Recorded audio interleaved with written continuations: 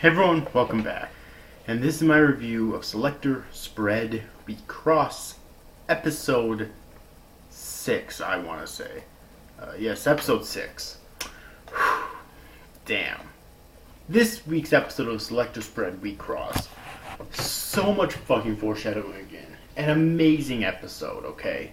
Now, when I did my review of last week's episode, I basically said that, or my theory was that Iona's the girl of black or the girl of gray. I said she could have been either one, and that Tama was the girl of white. Or the other theory that I had two other theories than that. All my theories revolved around Tama being the girl of white, and Iona perhaps being the girl of black. If she, in order to spread it out, I basically said either Tama's the girl of white, Iona's the girl of black. I said either Ruko or Mayu was the girl of gray. I honestly didn't know which, but that's theory in and of itself is thrown out the window in this episode. Okay, it really is. Now there's three major things that I want to talk about in this episode. Okay. It was stated in this episode technically that Iona is the girl of black. However, I think that's a lie. I believe it was Futase that said that, but I think that's a lie. And the reason I think that's a lie is because you have to look at Mayu, okay? Obviously, like, trying to figure out the right way to say this.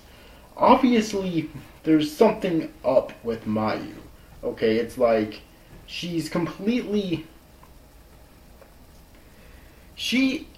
Okay, the way the girl of black was...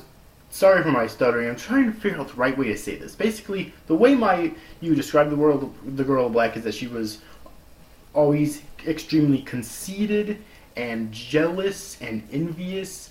Okay, all she wanted to do was battle, and she desperately wanted to be with the girl of white. She was envious of the girl of white.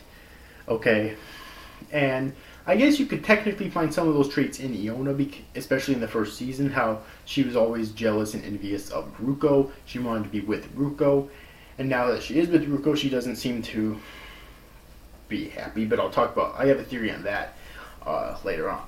That I'll talk about later on. Okay, so I guess you could kind of say that, but you also have to look at Mayu. Okay, where Mayu is even worse, it seems, and she is the major player in this. She's obviously the main villain, okay, of this series, okay, because she's the one who chooses LRIGs, and she fulfills the wishes of the LRIGs and selectors, yeah, right. And I assume that she probably chooses selectors too, okay. So she's even worse. Not to mention, she definitely has all of the traits that I just mentioned for Iona. So she's even worse than Iona, and that's why I feel now that she's actually the girl of black. In terms of the girl of white, I think that the girl of white is Ruko. Okay. And I think that Tama's something completely different. She might be the girl of gray, or that might be Iona. But either way, I think that Ruko's actually the girl of white.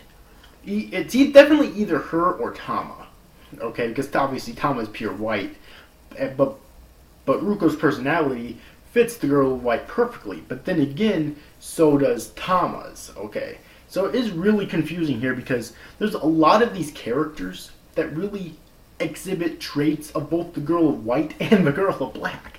Like Ruko, okay?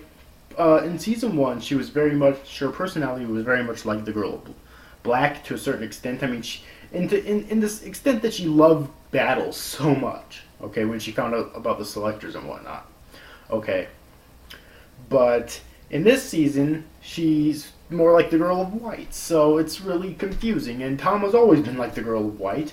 So that's why this series is very thought-provoking, because that's why it's really hard to come up with concrete theories based on what happens in this series, because nothing is concrete as of yet, and I have fear that it won't be for a while now.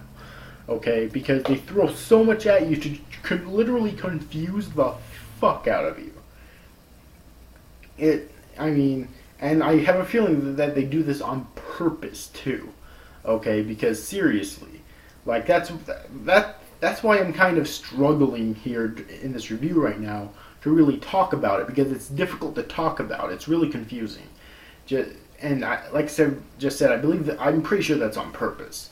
Okay, so those are basically my theories regarding the girl of white, the girl of black, and the girl of gray. At least what I was able to come up with as of yet. Maybe I'll be able to come up with some more concrete theories after I watch next week's episode, or maybe not. Who knows? Quite honestly, really. But either way, though.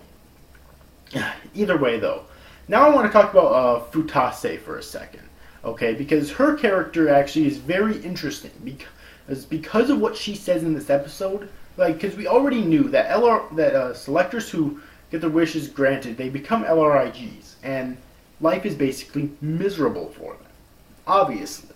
Unless they're like some sort of sociopath who loves battle no matter what form it comes in. In fact, it'd be more fun for them too, the ones actually launching the attacks and whatnot. Unless they're like that, life as an LRIG is miserable for them, okay? And what Futase says in this chapter, or in this episode, not only does it actually get Shiori to break down and run away crying, which I didn't think we'd actually get to see I figured that would happen if she, like, lost 3 battles, or if she won 3 battles.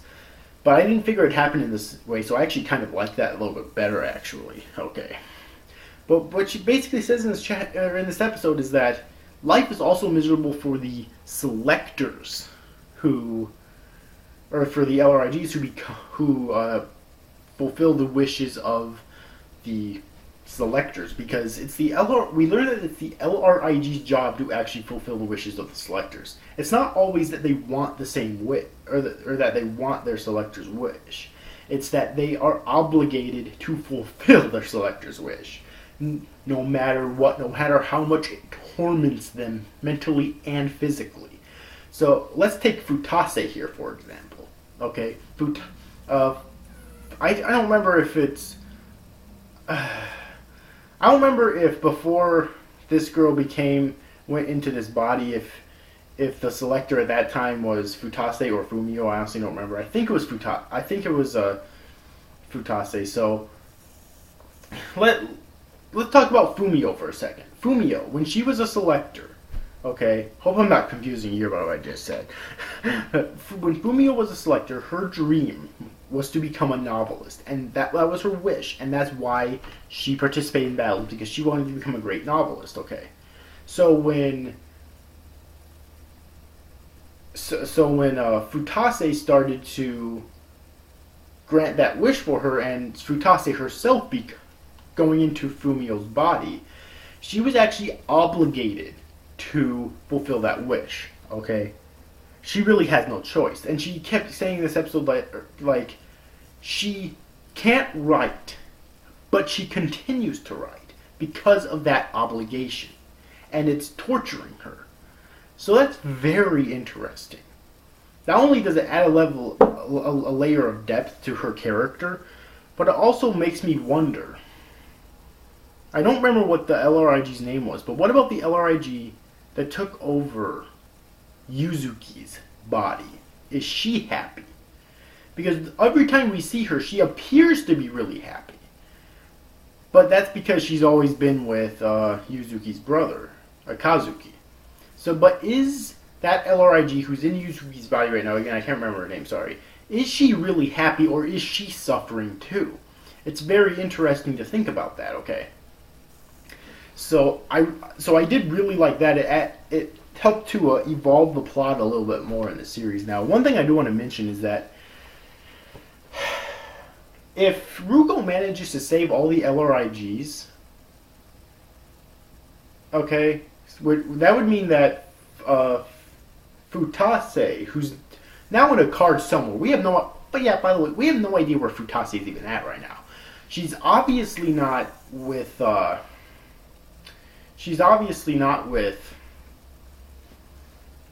Fumio, unless somehow her appearance and voice changed and she lost her memories, but she's obviously not with Fumio, okay? I'm just gonna say that right now, she's obviously not with Fumio, so we have no idea where she's at, but if Futase got back into her body, what would happen to Fumio? Would she just become another LRIG? That wouldn't make much sense because Ruko wants to save all LRIGs. Would she just disappear? That's a very interesting question to ask. Like, I actually do feel kind of sorry for her because, like, at first glance, these LRIGs that take over their selectors' bodies do kind of seem like assholes in a way. But after the revelations about it in this episode that they're also suffering, really, I don't think you can blame them. I think the only one that you can truly blame is Mayu, because she's obviously at the center of all of this suffering, okay? So I really feel that she's the only one that you can truly blame for all of this suffering, okay? Just saying. And it'd be really sad if she just disappeared after Ruko saves all the LRIGs, you know what I mean? If a Fumio did. So anyways, so that was a really cool part of about the episode. Now I want to talk about Iona real quick. I have a theory about Iona, which would be more along the lines of her being the girl of black, of course. If you watched season 1 before season 2, which I seriously hope that you fucking did, then you'll probably remember that Iona's personality actually appeared to be a lot different in season 1 than it did in season 2. When she was a human in season 1, she appeared to be a lot more like the girl of black, okay? In the sense that she was not only envious and jealous of Ruko, she wanted to be with Ruko, but she also loved battle so much. So much so that she wanted to fight Ruko because Ruko loved battle about as much as she did, okay? But in this season, her character seems to be a lot different in terms of its personality. She's a lot more solemn, she doesn't talk a whole lot, right? She doesn't appear to love battle nearly as much as she used to now. Some might say that that's just because she's in a card and she realizes the truth about it, but I think she realized the truth about it beforehand. So my theory is that maybe she knew that she was the girl of black when she was in her human form, but when she became an LRIG again, for some reason she lost her memories or something, and so that's why she can't remember. And something that pushes my theory along even further is a scene in this episode with Mayu basically tormenting Iona, okay? Which this scene would push more towards Mayu being the girl of black. Definitely. But, that just could be something else entirely. For all we know, Mayu might not be any of the three girls. She could just be something else entirely. Who knows? But Mayu is basically tormenting the Iona in her card. Okay, so much. And Mayu seems to know something about Iona that we don't know, obviously. And that even Iona doesn't know, obviously. So that's the biggest scene that really pushed that for me. Okay. That really pushed this theory for me. Okay, not to mention the different the drastic, almost instantaneous personality change. Okay, of Iona and whatnot between season 1 and season 2. So I just wanted to talk about that real quick. Now I want to talk about Akira because yes, Akira and Ulith are both in this episode. Akira is going to fucking kill somebody. I just know it. Okay. She is going to fucking kill somebody. She's on the verge of it right now. I thought she was going to pull out a fucking knife and stab Hitoe. That's what it was getting to. I really did. I thought she was going to basically fucking murder Hitoe in order to coax Ruko into battling her. I say coax, but it pretty much be force. But either way, though, she was given a job by Ulith to battle Ruko, to take something precious from Ruko, and then which I would basically force Ruko into battling her. And so she decided to injure Hitoe and almost kill her. I mean, Hitoe's lying lifelessly on the ground with Akira just stomping on her. So if Ruko doesn't do something quick, then Hitoe will die. obviously, and that's getting really dark right there. If Hitoe actually dies, that would be very interesting. Oh, all right. And Ulith does end up showing up at the very end, so I'm guessing Ulith's plan all along was that she actually wanted to battle Ruko instead of Akira. She just wanted Akira to get Ruko in the right place and the right mindset to want to battle Ulith. That's my guess, anyways. And I gotta tell ya, Ulith is such an amazing manipulator. At least when it comes to manipulating Akira. Then again, Akira is so fucking gullible. I've said this before, and I'll say it again. Akira is so fucking gullible. Oh my god, she honestly believes that Ulith gives a shit about her. Oh my god, it's like... It's hilarious, actually. It honestly made me... I honestly laughed in this episode. With that scene with the two of them together in, like, I think it was like Ulith's private studio or private room or something. I laughed so fucking hard because of how obviously gullible and naive that Akira was in that goddamn scene. And also, about Akira, like, I don't know if I've stated this before, but in case it's not obvious enough already, Akira is a master at, like, the way she's written so fucking well to being basically a fucking nut job. She really is, to being a psychopath. She's written so well in that regard. Because she's easily able to go to, like, this really cute little voice as she's being really psychotic, to this, like, really deep, like, angry shouting voice instantaneously, and all the while constantly maintaining her fucking composure. It's like, obviously Akira is a character you're supposed to hate, but in that regard, she's actually written so fucking well. And it's almost scary how well that she's actually written in that regard, okay? Oh, man. So, the big question here, is Hitoe gonna die? Well, considering how dark the series has been getting lately, it wouldn't surprise me if Hitoe was actually killed by Akira.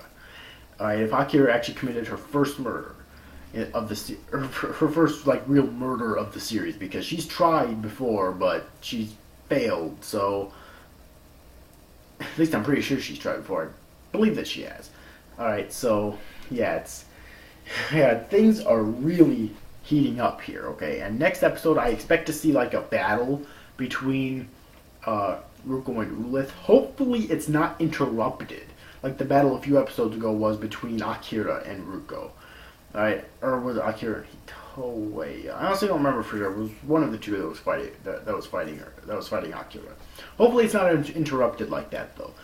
But either way, outstanding episode of Selector Spread WIXOSS. Okay, it really was. Like, so many theories can be crafted from this episode, and like so much plot progression, so much character progression, so many dark themes still being fucking poured on us here, and it's really good. Like, if you have yet to see this week's episode of Selector Spread WIXOSS, then I definitely recommend that you do. I cannot wait for next week's episode of the series. Oh man, this is getting really good, and I can't wait. I'm fucking ecstatic to continue this series.